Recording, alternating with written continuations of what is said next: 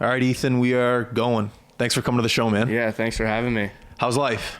It's pretty good. Just home enjoying the summer now. Pretty good. I thought you were going to say fantastic, man. Detroit Red Wings. Like, don't get me wrong, being drafted to the NHL, it's a great feeling.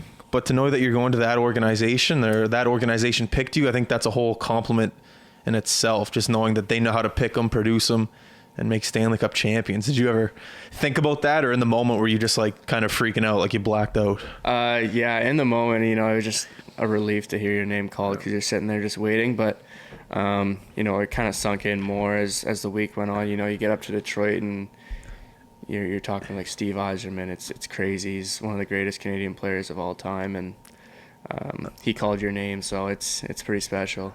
What was the conversation like with him? Just pull the mic a bit closer if you could. Yeah. It was, I'm sure it's the same with almost everyone, but he just said, he's happy to have you here, and, you're part of the future of this organization, so they're going to do everything they can to help you get ready for playing with them, and it's pretty awesome. Yeah. I was going to say, we were up in Vancouver as well this year for the draft, and we got to see the sights and the sounds and everyone there. When you went over to Detroit for the development camp, was it right after the draft, or did you wait a bit and go? No, it was right away. So I got right there. Drafted on Saturday. Sunday morning, I was flying out to Detroit. No. And then spent the week up there until Saturday. Got home Saturday night. And then I was home for, I think, like 2 days, and then I was off to BU for the summer. That must have been a whirlwind. Yeah, it was a crazy, crazy summer. We had a long season, and then off to the combine, and then I was home for like, I think 10 days, and then off to the draft and everything all the way up until now. So what do you like to do when you're home and off? Well, obviously you like to train, get on the ice, but yeah, these moments where I guess you have some downtime just to not really worry about hockey or think about it. What do you like to do? I got a pool at my house, so I like to try and swim in that when I can. And, I don't see a lot of my buddies throughout the year because we're all playing in different spots now. So just kind of hanging out with them as much as possible. You're over in Dartmouth? Yeah. In-ground pool? Yeah. Nice. Yeah. It's a pretty sweet setup. Do you golf at all? No, I'm not a big golf guy. I think you have to learn how to. Yeah, I feel like I probably should, but I just kind of get frustrated with it sometimes because, used to hockey, you can kind of do what you want out there. You practice for so long, but I haven't really practiced golf enough, and ball's going every direction except for where I want it to go. I'm garbage at it too, but it's one thing that you just have to practice at because apparently when you get older, that's just like the best leisure sport. Yeah, definitely. And especially if you play in the show one day, you definitely have to, they say when you go over to California and play, you got to bring your clubs because you got to play out there. Really? I don't know. You probably know better than me. I don't know. You're the one drafted. Yeah. I'll definitely have to start practicing then, I guess. Get her going. So I want to ask, I was looking at your hockey prospects elite there, and it said that you played over in the States there in hockey development under 15, 16, and 18. I just didn't know what that was. Like, I want to know about that league or that program and what entails over there. Yeah, so, in the U.S., it's set up a little bit differently than just, like, Pee Wee Bantam Midget. Yeah. It's like they go U14, U15, U16, U18, so you're kind of always against your own age group. Okay. So I think, the kids that are good enough, they're going to play up and play against older kids, but especially for me at the time when I went down to the U.S., playing U15 against my own age group was big for me because I was still very undersized. Yeah. And just being able to, touch the puck and have the confidence out there to kind of develop. And then the whole program that we had at South Kent was amazing. Just, the rink was available for us all the time. Like I would have class at 8 until 9, and then I would have an off block. So I'd go down the rink and skate for an hour, and then I'd go to class right after. So it was just everything. And then the gym, like whatever you need is ready for you. So at 15 years old, the whole development program was kind of set up the whole way through, and they have coaches working you through drills, and then you're still skating every day with your team practices and working out. So you really can't ask for much more if you want to get better. So how does that decision come to a 15-year-old to go over there and play? Most guys just go, okay, I'm going to go play for the Max or the Subways or whatever. How did this whole How did that come about? I knew I wanted to play college hockey. From that young of an age, Yeah, eh? from that Wow. young of an age, I knew I wanted to play. So I figured, go down to the U.S. So you're closer to the schools and kind of in that environment, I guess. So just being there and, there's so many connections. There's so many schools around, being able to see you play and for spots for you to go visit and even just travel and see the world. Yeah. And, you make connections with guys from all over the continent. You must have friends everywhere right Yeah, now. like I got a bunch of buddies in New York all the way over to California now. No, that's it's insane. sick. I always wonder. I always ask this question, guys that go down in college or go down to the States, because you grew up from around here, correct? Yeah. And obviously the Mooseheads are a big influence. The Q is a big influence. So at the age of, at 15, I'm trying to figure out what I was even thinking. Definitely not going down to the States to play college. Not that I really had the option, but what made you steer away from that? Because, when you look at the Q and you look at the Mooseheads, you see 10,000 people in the Metro Center. For a 15-year-old to have the maturity just to say, not for me right now. Like, how? I think I just kind of, I've always had friends that are older than me, and my family's kind of always billeted for the Mooseheads, actually. Really? So we've seen it since I was a young age of how it goes. And, there's those guys, obviously McKinnon and Drouin, they come in and they light it up, but there's those kids that had 50 goals in midget and then came into the Moosehead and sat on the fourth line.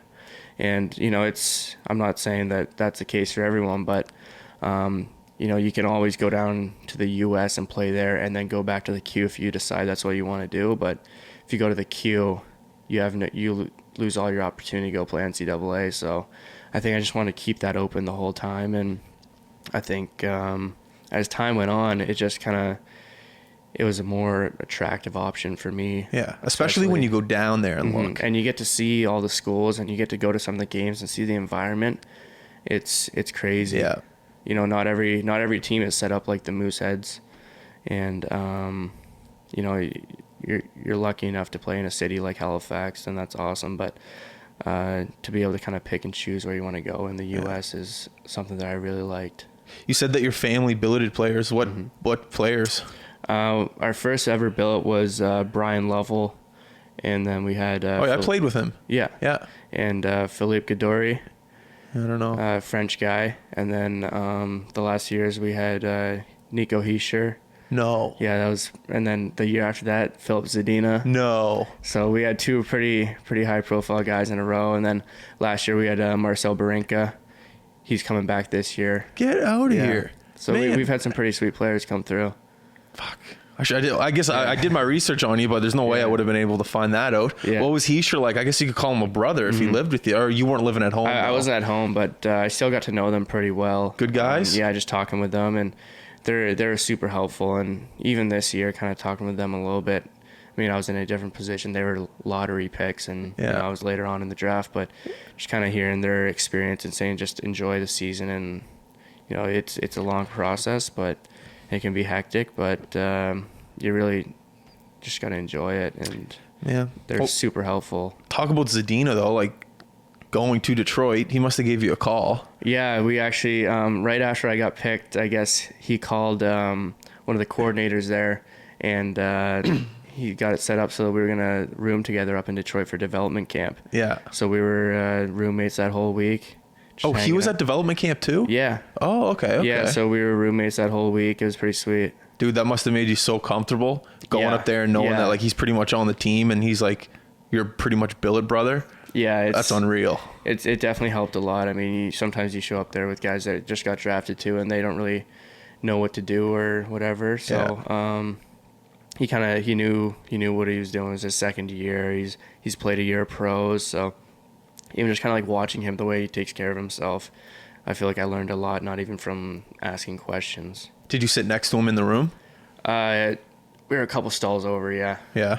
So everyone says like Detroit, first class organization, plus they got the new rink. Mm-hmm. What were some things that maybe you picked up on that just showed that winning culture, I guess is the question. Yeah, I mean, you walk in the rink and they got like this huge lounge for the players, and there's a chef in there cooking you breakfast, lunch, dinner. There's snacks. There's fridges filled with snacks and drinks, whatever you need. They got and then the next room over, they got their huge gym with all brand new, all brand new equipment, and it's insane. And then you go over to one side of the rink and they got their practice facility, and then the other side you got the Little Caesars Arena. Whoa! Wait a second. So the practice facility is in the same rink as the real rink, like where the fans go? Yeah, it's like split over onto the other side. So there's 2 rinks in the rink in the building. Yeah. Dude, talk about a great thing to have. Yeah. You can just, so that ice, the separate ice just must be for you guys only, the Detroit organization only. No one's is anyone else allowed to skate on that? I think they have the Little Caesars teams play there as well. Oh yeah, because that's another great organization as well. Yeah, like I forgot about youth them. program there, and I think they have the boys and girls youth teams play out of there. They got their own locker rooms and everything. Yeah. And I mean, they'll probably practice and play some games out of there, but especially when if the Pistons are playing over in the big rink, they still got that ice over in the practice arena to skate. So it's just always there for you. How nice is it? What's it called? Little Caesars? Yeah, Little Caesars Arena. Is it sick? Yeah, it's crazy. I mean, you watch the games on TV, but then you finally get in there and they get a couple fans, and it's crazy. You look up and the seats are this small. You can barely see them. Wow. What a surreal moment for you. Yeah. Just walking in there and just getting a taste of professional hockey for the first time, especially with that organization and with Zadina by your side. Mm-hmm. When we were up at the NHL draft, I realized how small the hockey community was. You know, I would see guys that I knew almost, just talking with Dan Bilesma, guys talking to Max Talbot, guys that were in the Mooseheads organization that were having a conversation with PK Subban. Like, it was just a very small community. And then once you actually start to becoming a part of that community in the NHL, and then just all of a sudden Zadina's right there with you. Mm-hmm. He lived with your parents. It's like a full circle situation. It just must make you feel like not at home, but just knowing that if you need help with anything, a guy's right there, you can give him a call. Yeah. Speaking of giving a call, did you talk to Bowers at all before going to BU? No, I actually don't know Shane that well. No? I mean, great guy. I've heard nothing but good things about him. I know the guys down at BU love him. Yeah. But if I see him around the rink, like say, hey, what's up? But don't like know him that well. No, man, I'll get it. I'll grab your number and get him to give you a call if you need a couple questions or a rundown over there. Yeah, what was the main decision that made you want to go to BU? I'm sure you had other options to go to other school. What made BU the one? I mean, I knew I wanted to be a part of the Bean Pot. Not for anyone, I guess, who doesn't really know what the Bean Pot is. Bean Pot's a big thing. People know here. It's huge. It's Harvard, BU, BC, and Northeastern every year just battle it out in TD Garden. Yeah. And it's basically whoever's the best in Boston wins it. And just kind of watching like some videos on it, watching those games before.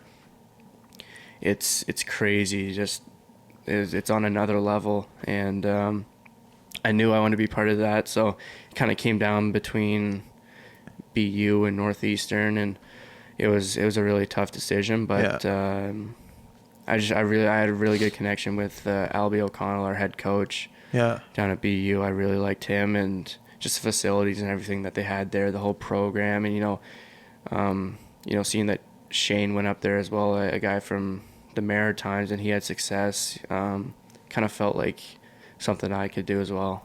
Dude, that's a great thing. I noticed that you didn't mention the city, man. The city is unreal. Yeah. And the campus and the rink is right next to Fenway. Have you been to a Boston Red Sox game yet? Yeah, actually, we went to 3 this summer. Who'd they play? The Angels, the Yankees, and I can't remember the last one. I think the Dodgers. Dude, 3 amazing teams. Yeah. Did you see Trout play? Yeah. How good is he? Did he hit a homer? I don't think so. Man, that guy's mad. But I'll watch his highlights all the time. We got up on the Green Monster. Sick. One of the season ticket holders for BU. He's a big fan of us, and he works up on the Green Monster, and I guess the guys have a pretty good connection with him. So sick. He's able to kind of help us out, and like if there's seats open, and no one's taking them up, we can head up there and sit. So it's one of the best spots to sit to watch a game. Unreal. So when do you head up there for school? I'm gonna get up there on the 29th. When does the season start? I think season opener is October 16th in Union. I think we're playing a weekend series there. So how does that work? You play 2 games there back to back? Yeah. And then do you go to your Friday, place and Saturday. play? We'll play Friday, Saturday. And then next weekend we'll have games. I don't know if they're at home for us or not. I'm not sure what the whole schedule is yet. Do you know what number you're picking? 28. Are you wearing a fishbowl or a cage? Cage. Yeah. What made you make that decision? I tried a fishbowl actually a couple years ago. I hated it. So What do you like about it? I don't know. I just felt like so hot and like enclosed on my face. So, and like if someone like stops, like there's snow all over the place, and I just wasn't a big fan of it. That's fair. Yeah. At BU though, they'll probably have a guy to clean it off for you. Yeah, I mean maybe, but I'm just more comfortable with the cage. I think that's kind of more my style, anyways. Yeah. Do you have a lot of fans hitting you up on social media welcoming you? Bauer said that the fan base is big there. Yeah, not a whole lot from Boston so far, but right after I was drafted in Detroit, I started getting a bunch, and it was pretty cool just to see the fans, especially on like Twitter and Instagram, just commenting and messaging you. It's nice to kind of feel the love that they're excited to have you in their city. So what's one thing that you're trying to work on right now in order to develop as a better hockey player? The summer of a hockey player is short. It's only like 2 months, especially for you in this summer. What's one thing I guess you tried to get better at? I think the biggest thing for me was kind of just like preparation, strength, and my shooting. I felt that in the past, I've worked hard in the gym, but I haven't always been pushing myself as hard as possible. And now I'm so close to where I want to be that I don't want to ever look back and feel like I made excuses or didn't do my best. Yeah. So I think just trying to really dial in for the workouts, it's just as important as a game or a practice. You got to be prepared. You got to get there early and warm up and stretch and roll out and everything. Yeah. So, and then just kind of making the most of your time in the gym and just getting better in there. How do you stay disciplined at the age of 18 with all the, I guess, not peer pressure, but, there's other choices. If you don't want to go to the gym, you can go have a couple drinks. Well, you're underage, but you know what I mean. Yeah. Just to go out and hang and be social. How do you stay disciplined at 18? I think it's just, for me, it's always kind of been a goal to keep getting to the next level. Yeah. And, you got to pick and choose your moments for when you're going to go to the gym and when you're gonna have some free time to hang out with your buddies or do whatever. So you gotta set those times apart for when you're gonna go in and really dedicate your time wisely. And I think that was just kind of the biggest thing for me. Well, if you're gonna dedicate your life to hockey at the age of 15 by leaving home, and you're so close to your dream, who knows when you'll play for Detroit? But the fact that you're willing to sacrifice something at 15, you must have such a strong mind right now, knowing that you're so close to your dream. There's no way you're just going to slack off and say, no, I'm not doing this today. Yeah, and I got a great group of friends too. I mean, 3 of my best friends, they're all playing in the queue, and they're pushing towards their goals too. Who's that? Luke Henman, he was on here. Oh yeah, you're buddies with Luke? Yeah, Luke, Ozzie King, Evan McKinnon, like those are 3 of my best friends. They're nice. They're all kind of on the same path as me, trying to push along, get to the next level and playing high level hockey. So I think we all we help each other out where, everyone's going to the gym every day. They're skating. We're trying to skate on the same times. We're spending all of our time together when I'm home, and we're eating the same healthy meals. So what are you eating? Usually we're eating at my place. My mom loves having the guys over for us. What does she cook? A little bit of everything. Sometimes she'll do like some salmon or some steak, chicken, potatoes. She's a great cook, and she feeds us well. They're probably just at your house though because of the pool. Let's be honest though. Yeah, no, it definitely gets some use in the summer when we're home. Yeah. We got a pretty good setup over there. My parents love having the guys over, and those are some of my best friends. It's just awesome being home and being able to spend time with them. Henman said he's a big golfer though. Yeah, he's a huge golfer. Gee, man, you got to go out with him. No, I can't golf with him because he's shooting like 80 and I'm shooting like 120. So I don't even know what that means. I'm just holding him back. Do you ever play any other sports? When I was younger, I played a little bit of soccer and lacrosse. Lacrosse? Not much. I think I played like 2 or 3 years, but that was pretty fun. And then I kind of started focusing more on hockey. And then in the summer, trying to do a little bit of surfing. No, so I fucking suck at surfing. Yeah, it's tough. I learned when I was a little bit younger. Ozzie King, his dad, Marty King, kind of got us into it when we were 11, I think 10 or 11 years old, and we just kind of got better and better and started having a lot of fun with it, going out by ourselves by his place. And Yeah. it's kind of nice just to kind of get out in the water, and it's a tough workout too. So It's a tough core workout. I remember I went out once. I don't know where it was. Out by Peggy's Cove somewhere. It was some nice surf, and I got caught in a riptide. You know how it's hard to explain, but like when the waves come in, there's like one little section where the water goes out. Yeah. And that's where I was almost stuck, and I was trying to paddle back in. It was the first time I was by myself, and I remember I was out there for probably a good 30 minutes just trying to get back in. One of the scariest moments of my life. And by the end of it, I could not feel my upper body. Like I remember driving home and I had trouble gripping the steering wheel. And ever since then, I almost have a fear of it. I can't go surfing. yeah, Maybe no, another one that's day. definitely a tough experience to start with. It was terrible. The fact that if I went with a friend, it might have been less scary. Yeah. But I just wanted to go by myself. I went at like 6 a.m. I drove out. I don't know what I was thinking. I was being an idiot. But anyways, maybe one day we'll see. Yeah. Where does Ozzie King play?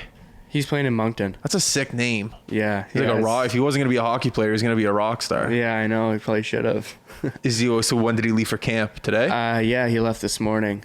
So is there any like thoughts like in your head? Just like, all my boys right now, they're going to Q camp. I could have been doing that, but you're still happy with the path you took? Yeah, I am, especially after being down there for the summer and, and seeing the whole city and meeting some of the guys. Like we have a huge freshman class this year. We have 11 freshmen this year. Dude, you guys are going to be young. Yeah, we're going to be young, but we got some good players. Like, I think we have, out of our 11 freshmen, 6 of them are true freshmen, and they're all drafted. Like, Trevor Zegras, 9th overall. Alex Vlasic, 2nd round. Robert Master-Simone, 2nd round. Dom Fintz-Sor, 3rd round. Myself, 4th round. And Case McCarthy, 4th round. Like, we got a lot. And then we got older upperclassmen as well that are all drafted as well. So, on paper, we're looking pretty good right now, and we're just excited to get the season going. That's what Bauer said, man. He said, not word for word, but he's like, no offense to the other schools. There's a lot of great facilities in NCAA hockey, but what BU does best is they produce NHL players. He's like, it's not a one and done school. Like, they want you to stay for a bit, but they won't let you go until you're ready to be in the NHL. And he's like, that was my number one reason why I went there. And when he gave us the tour around there and we saw the gym, we saw the room, we saw like the cold tubs, and we saw the facility, everything that just kind of came to fruition. You're like, oh, this is what he's talking about. Okay, the room is like an NHL room.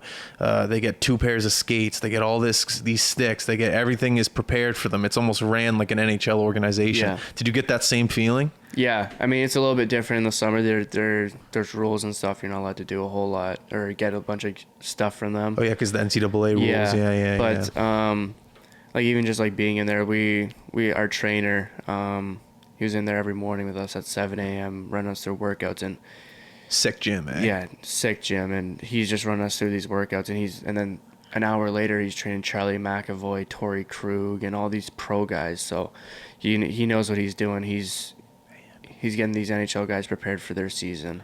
Well, it reminds you, whenever you're walking through the hallways of that place, it reminds you of who's gone through there. Like, they have posters of NHL guys that have come through that have moved on to the NHL, and it's just a great place to remind you to work hard, because here's the final result. You could have a career in the NHL. Yeah. Well, I don't know. That's what I got, at least. Yeah, definitely. It's an awesome reminder just to see who's come through, and you look up to those guys, but you kind of realize you're in the same position they were. Yeah. Where you're in college, you're just trying to get better, and you're getting closer and closer to your goal of the NHL. So what's one thing that you're looking forward to outside of hockey when you go up to BU? Have you picked your classes yet? You got your what's it called, your card to get food and stuff at the cafeteria? Yeah, I got my card and stuff, and I actually took a couple classes in the summer, but I haven't picked my courses for the fall yet. I got to do that this week. There's a lot of stuff you got to take care of outside of hockey, but I guess the hockey team probably helps you and like takes care of it for you. Like we have a lot of people that help us out, like the athletic director or academic director. Yeah, the athletic academic director. Yeah, that's it. He helps us out a lot with picking our courses and setting us up with tutors and whatever we need. Yeah. So when you go over there, are you going to start classes right away, or is it hockey right away, or is it both? It's both. So you just jump right into both right away. Yeah. See, that's what's great about the fact that you went up early. You're not going to go in there and be hesitant and be nervous because you've already taken a couple classes. Have you been on the ice up there yet? Yeah. So you've already done that. So that is kind of smart that you've gone up there. It does kind of suck that it's in the middle of the summer, but at the same time, it's like, when you go back, you're just going to jump right into what you already know. Yeah, exactly. You get a feel for the campus. You get to know a lot of the guys, and you kind of know what to do and what not to do. Yeah. It's really helpful actually to get up there in the summer before. So how nice is it skating with guys from around here? I was talking to Brad McCharles, the goalie coach from around here yesterday, and he said that the development from around here, not only goalies but players as well, is great. And he was on the ice with Crosby and Nate and all those boys the other day. But I noticed that there's a lot of other great groups, skating groups around here that are helping players like you develop into pros. Can you I guess attest to that? Is it great skill level, great competition around here in the summer? Yeah, definitely. I mean, you look at all the guys that are playing in the queue or even off in college now, or committed to go play college or drafted, whatever, out on the ice together all the time. It's awesome. Like Jill and Daryl Plandowski, who I've been skating with for, I want to say like 6 or 7 years now. Wow. They run a great group with, they bring kids in from like all across the Maritimes. Kids are flying in and staying for weeks to skate with them. And I just feel like Jill's power skating knowledge has really helped myself, and I bet hundreds of other kids would say the same thing about her, just helping you kind of maintain your stride or get better and work on things that need to be worked on. She knows what she's doing. She can kind of help modify things for each and every person. It's not just a generic... Yeah, it's like everyone do this. Yeah, good luck. Yeah, like she notices something's going on. She'll talk to you about it and try and help you through it. So give an example of what she helped you with. Maybe like you weren't the best, I don't know, best actually, with your edges. Working on my my starts, I remember last summer, I was pushing off of like my left leg way too much and not enough of my right on my start. Like stops and starts? Like out of a straight start, like with your feet together and just like straight away. And she kind of helped me work on that and focus more on it. And then you kind of, when you're out there, you think about it when you're in drills or just working on that stuff with her, and it becomes almost second nature. And then it's just muscle memory after that.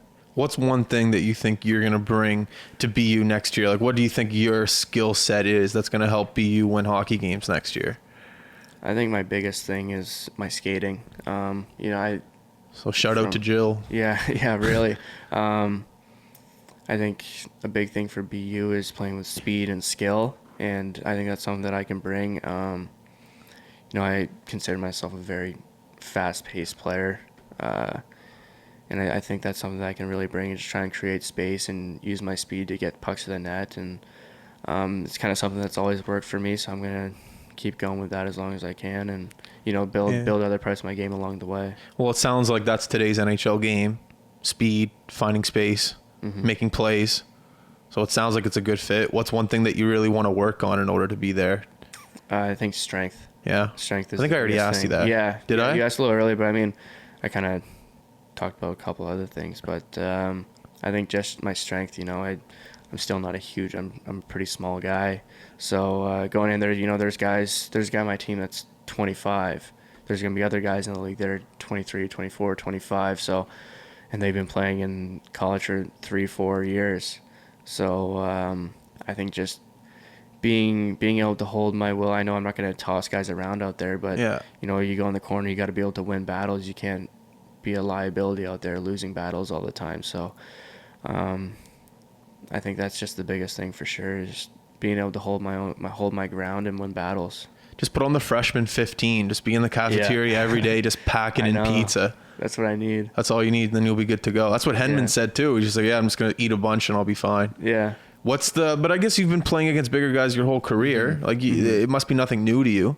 Like it's just another league. Yeah, I've always been a smaller guy, so I've kind of learned to play around that and figure out what works and what doesn't. But you can't always rely on that. So I think as I'm getting older, the strength definitely will need to come. So what's one way that you're able to work around it? You find like you're able to find a quick way out of the corner to find a play in front of the net. Yeah. Like, do you think your vision helps you a lot in scenarios like this? Yeah, I think definitely just trying to use my hockey IQ. Seeing where the guy is on your shoulder or behind you, and good peripherals. Knowing where your guys are, and maybe you're not beating the guy out of the corner, but you're chipping into a spot for your teammate, and then you can dodge the check and get back to the net. So it's different in every situation, but just trying to figure out a way that I can make the big guy miss. Do you think in the long term that's almost helped with your skill set due to the fact that you're a smaller player, so you had to develop every other aspect of your game? Yeah, definitely. I've never had the chance to really rely on my size, like some guys that have maybe developed early, and I think that's definitely helped. I wasn't as strong, so I had to work on my technique for skating to be faster. I wasn't gonna barrel through guys, so I had to try and get around them with my hands and things like that. It definitely helped a lot. Yeah. So who's one player that you like almost want to mimic your career after? As a player? Yeah, sure. Yeah. I mean, I think as a playing style, I kind of compare myself to Cam Atkinson. Okay. On the Blue Jackets. He's not a huge guy, but he's pretty thick, and he's put on some strength, but he's a right shot, and he's fast. He takes pucks to the net. That's kind of the identity that I want to have. Someone that's willing to go to the net, even though they're not the biggest guy. Yeah. Because that's where you're going to score the goals. So yeah, that's something that my dad has kind of always talked to me about, is just get to the net. That's where you're going to put the puck in the net. Well, that was my next question, not necessarily about your dad, but who has been someone that's almost, helped shape your career so far? Definitely my dad, but I mean, I've had a lot of great coaches throughout the years. Ever since I started playing hockey up until now, almost every year I've had a coach that I've loved and I've learned a lot from. So I feel like almost every coach I've had has played a huge role in me getting better and kind of getting to the next level. Do you ever struggle with that a little bit, knowing that, okay, you're at this caliber, which is BU and potentially the NHL one day? Do you have an agent right now? I have an advisor. Because you're in the NCAA. Sorry. But people in your ear telling you what to do. You should be doing this. No, you should be doing that. Do you ever cancel any of that out and then just say, I'm just going to do what Ethan Phillips wants to do? Yeah, actually, I haven't had a whole lot of that. All my coaches have been pretty supportive, and especially down in the U.S., they're all pushing pretty hard to get you to go college. Yeah. I wouldn't say forcing you, but that's kind of the way it is in the U.S. Down here, it's everybody kind of goes to the queue, and that's the route for everyone here. Definitely. Whereas in the U.S., almost everyone's going college, so they weren't telling me, it's not like I was fighting them to try and go play in a different spot or pushing for a different outcome, a different goal, a different outcome. And not to say that the Q is bad or college is bad or whatever, but just kind of having people around me that knew what my goals were and weren't trying to change that for me. They wanted what I wanted, and they were willing to help me get there. I'm not really familiar with the NCAA style of play. I went and saw one game last year in Harvard, and it was good. It was fast paced, not a shitload of hitting. It was very skilled. It was like a 5-2 game. It was a high scoring game. Yeah. What's the difference between the college game and the junior game up in Canada? I think college, it's an older game. So guys I think are older. It almost prepares you a little bit more, or it's more of a pro style, I think. Just that you're playing against older guys and faster guys, and it kind of depends with each team in each conference too, because you got teams in the East that are typically, I don't want to say more skilled, but they're not as rough, I guess. Okay. But or then you get into the Midwest and there's some older, tougher teams that play a different style. It's kind of all over the map. It really depends on where you're playing. Like Minnesota, Mankato, they're typically an older team and a bigger team, and they're always at the top of the rankings because they usually don't bring in freshmen until they're 20, 21. So they're an older team throughout the whole year, and they're able to play against guys that are 18 that aren't ready enough for college or just getting used to the jump. So each team's kind of have their advantages and their recruiting styles. It's kind of there's a big contrast. Yeah. Do you think do you think it fits your game better the way you're going right now? Yeah, it must definitely. Be. I think a big thing for me was just getting my education. You have the chance to play hockey, you have the chance to get your degree, and hockey's not going to work out for everybody. So just to kind of have that backup plan and get a degree from Boston University, which is a top 40 school in the country, in the U.S. So to be able to have that, it's really going to set you up well for the rest of your life. What interests you in school? Do you have obviously you don't have a major yet, but what interests you? Honestly, I'm not really sure on what I'm kind of leaning towards in school yet. You shouldn't. You're 18. I got time, and you kind of get to feel it out. There's some majors that would be good, but it's sometimes the hockey schedule might be a little too demanding to try and pursue that. So yeah. I guess I'll really just have to see and play it out. Well, that's what first year university is for. That's why they don't make you pick a major until, I don't even know, second, third year. I don't even know what it is, to be honest. But that's what first year is for, just figuring out, taking a bunch of subjects, meeting new people. And the fact, I did like that you said at the beginning of the podcast that you have friends in New York, California, I don't know where else you said. But that's also a great thing for networking, I guess, for talking to other people from other parts of the country and just seeing what they're doing. That's a great benefit, I think, of college hockey, is just the network that you make, especially at a school like BU, because there's, like you said, top 40 country in the school, in the country. There's going to be some smart people there, and hopefully you get to meet some of them. I know hockey's going to take up a lot of your schedule, but if you can get outside of that world and meet some people, there's definitely going to be some interesting characters up there. Yeah, definitely. Actually, down at South Kent School, one of my best friends now is living in Los Angeles. I'm going to his house tomorrow morning. No, you're not. Yeah, I'm going out there for the week. So, it's crazy. Just the connections you make. So. Where does he live in California? Malibu. You think you're better than me right now because you're going to Malibu tomorrow? No, I'm pretty excited though. I think it's going to be an awesome trip. And have you ever been out there? I went out there once, yeah, for a couple days. Pretty sick. Yeah, it's a nice spot. Oh, is he on the beach? Not far. He's kind of in the valley. Dude, that's going to be unreal. LA right now too, in the summertime. You're going to be hot right on the wall. Oh, come on. Yeah. Are you going to train on the beach at all? Are you doing anything up there? Yeah, I'm going to train and skate a little bit. Not exactly sure what the whole schedule is going to be like, but kind of just get after it.